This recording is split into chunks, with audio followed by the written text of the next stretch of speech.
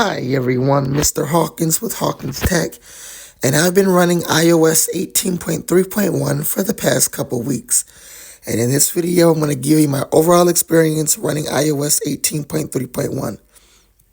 I'm going to tell you my battery life, battery health, and performance. And at the end of the video, I'm going to go over my Geekbench score on my iPhone and iPad as well. But first, a little bit of news from Apple. This past week, Apple has announced some new products on their website. We have the new MacBook Air as well as a new iPad Air. The MacBook Air has an M4 chip. The iPad Air has an M3. Along with that announced somewhere on their site, I guess it's not here anymore. Oh, it is here. We have the Mac Studio, and we also have the new iPad 11th generation, or iPad A16, as it now has the A16 chip. So these new products were announced this past week and will be released on March 12th. Now, unfortunately, I won't be able to unbox any of them and make reviews, but I will still screen record a video of some of these new products when they get released and talk about their specs. Now, as far as iOS 18.3.1 performance, if I go in and out of apps here, performance is good. We do some scrolling in podcast. And we go in here, the app library. Do some scrolling as well. It performs great. Now, my battery health, I will share it, but there is a bug I want to mention. Yesterday, when I went into my battery health, it was only showing the last 24 hours, and it was not showing the last 10 days. And this is the bug here, where it's not showing the last 10 days. But you can see I have 49 minutes screen on time, 2 minutes screen off time. But if I go into my YouTube community post here, up at the very top,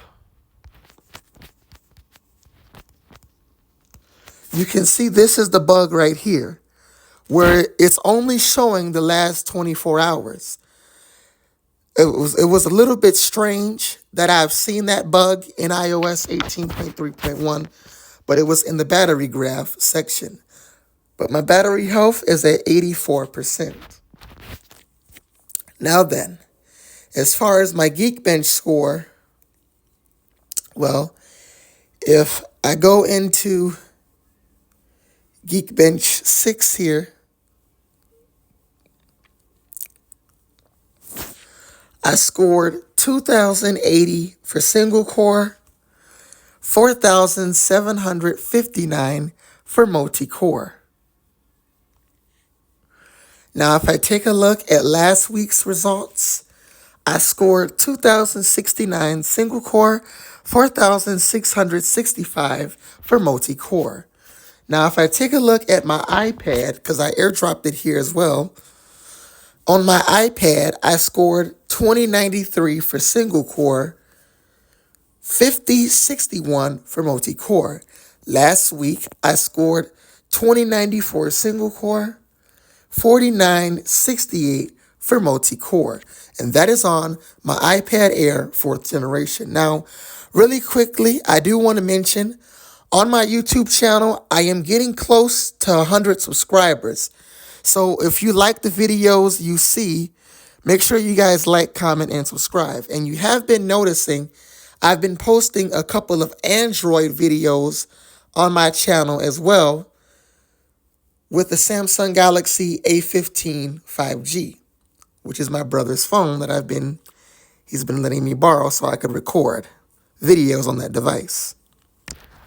So if you want me to do more videos like that, plus the videos I already do, make sure you guys like, comment, and subscribe. Because as you can see here, I am at 98 subscribers, very close to 100. Now then, As far as when to expect the next update from Apple,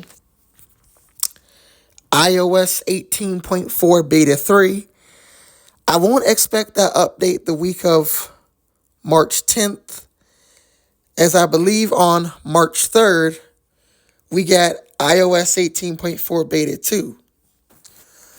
However, the week of St. Patrick's Day, I would expect iOS 18.4 Beta 3 probably on March 18th.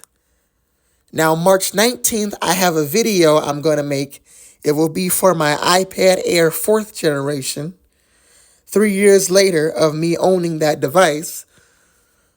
But either March 17th or March 18th, we can get iOS 18.4 Beta 3. I don't think Apple will release it on St. Patrick's Day, but they could. Then, either the 24th or the week of March 31st into April 1st, we get Beta 4. Then have an RC on March 7th or April 7th. Then a final release on April 14th of iOS 18.4. And when it does release, I will have a video where I go over some of the changes, and I will also make a separate video for my iPad this time around as well, due to the fact that I've noticed in some of the betas, in the pictures I've shown, the new Mail app is on the iPad. So if I find my release notes here, we do have the new Mail app in iOS 18.4. If you guys remember, back in iOS 18.2, we've had the new Mail app where you had primary, transactions, update, promotion, and you even had all mail.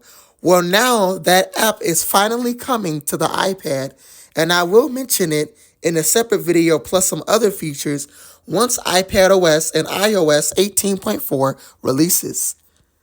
As far as anything else, well, that's it for iOS 18.3.1. If you guys like this video, please like, comment, and subscribe. I'm Mr. Hawkins with Hawkins Tech, and I'll see you guys later.